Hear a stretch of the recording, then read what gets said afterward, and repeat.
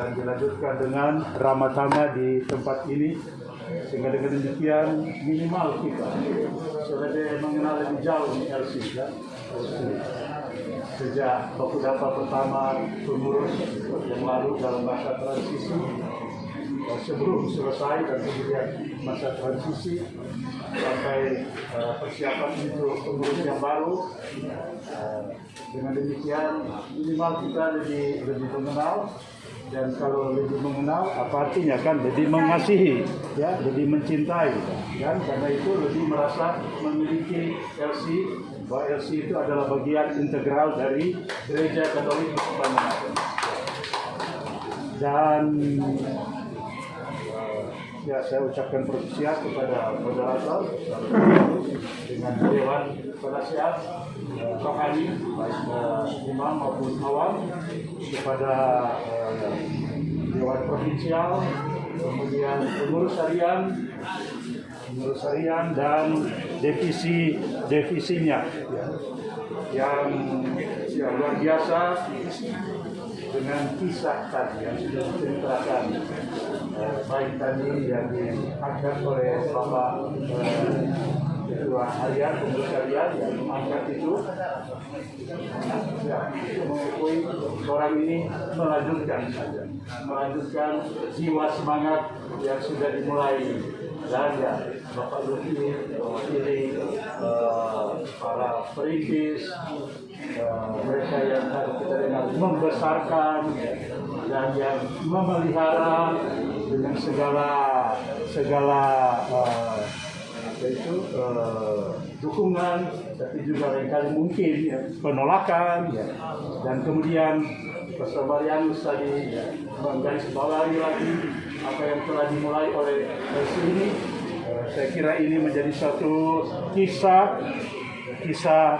sejarah LC, mulai dari awal sampai dengan 22 tahun ini, dan sekarang orang ya LC pengurus yang baru ini memulai mau dengan komitmen, menyatakan komitmen, kami mau melanjutkan lagi ini, misi ini, ya, spirit ini, semangat ini, dengan konteks yang seperti sudah diungkapkan tadi. Saya juga sudah dengar di dalam kisah itu, ya, konteks tentu berbeda, tapi bukan berarti tidak ada itu kan, pasti ada juga ancaman-ancaman tertentu.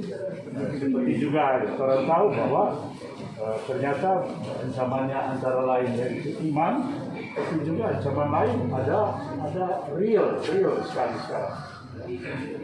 Kita ingat tahun lalu Minggu Palma apa yang terjadi di Katedral Makassar, ya, siapa mau sangka bahwa di tengah-tengah tenang-tenang masih ada gerakan-gerakan untuk menghancurkan, ya, kesatuan kita. Maka saya kira itu tetap real, walaupun mungkin konteks sudah berbeda. Tapi moderator tadi mengatakan, menggarisbawahi bahwa Torampe fokus sekarang lebih pada ya menjaga ini kekayaan iman gereja kita, ya, yang diwariskan oleh Yesus dan dihayati dengan rupa-rupa cara, dalam rupa-rupa bentuk, khususnya untuk umat Kristiani kan, ada rupa-rupa bentuk juga, ada rupa-rupa wajah, ada rupa-rupa denominasi. Tapi orang ya dalam arti tertentu bersyukur Gereja Katolik masih menunjukkan itu kesatuan luar biasa. Mulai saja dari LC, kita dengar tadi LC, yang lain-lain mulai pecah-pecah, ya, terbagi-bagi, tapi LC selama 22 tahun masih tetap satu. LC, yes! LC, yes! Legio Christi. Ini semangat ini tentu di dalam kesatuan Gereja Katolik yang tetap menjaga itu kesatuan. Coba bayangkan ya, Torampe gereja ini dengan apa itu komposisi umat lebih dari 1 miliar, ya, lebih dari 1 miliar, tapi masih menjaga kesatuan. Apalagi LC dan di Keuskupan Manado ini berapa banyak, tentu ini menjadi suatu tantangan. Bagaimana sebagai kelompok kecil, komunitas di Keuskupan ini tetap menjaga juga itu spirit, semangat kesatuan itu di dalam kesatuan Gereja Katolik. Nah, salah satu bentuk, bayangkan ya, ketika dunia sekarang lagi krisis dengan perang itu terjadi di dunia sana. Siapa mau pusing dengan itu kejadian di sana. Tapi Gereja Katolik diajak untuk mari orang peduli persatuan dunia ini. Ya. Dan itu hanya bisa terjadi karena kesatuan di bawah kepemimpinan dari pemimpin kita Paus Fransiskus. Siapa mau peduli dengan perang-perang itu?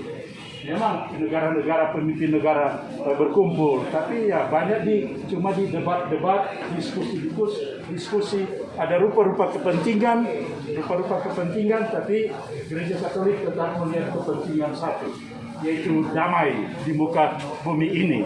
Dan saya kira itu sesuai dengan semangat dari LC juga, kan, membawa damai, membawa kasih di bumi di mana kita ada, kan, di lingkungan Gereja Katolik Keuskupan Manado. Sehingga dengan demikian memang ini spirit ini, semangat ini memang tetap relevan, ya, tetap aktual, tetap berarti, bermakna di tengah-tengah baik lingkungan umat sendiri internal maupun dalam kebersamaan dengan kelompok-kelompok lain yang ada di keuskupan kita, di sekitar kita, ya, umat yang lain, golongan yang lain, dan masyarakat bersama dengan tentu pemerintah bekerja sama. Tadi sudah disebutkan juga luar biasa. LC menghasilkan juga membuahkan orang-orang yang bisa berperan di dalam hidup kemasyarakatan dan pemerintahan. Sebab dengan demikian lalu bisa menyumbang nilai-nilai yang ada di dalam LC, di dalam kepemimpinan lingkup lebih luas masyarakat dan pemerintahan. Karena itu saya mengatakan kepada kelompok sebelum berakhir tugas, ya, sebelum berakhir bulan November, kan, kita bilang ini nilai yang bagus dari LC. Coba itu dituliskan supaya menjadi sejarah.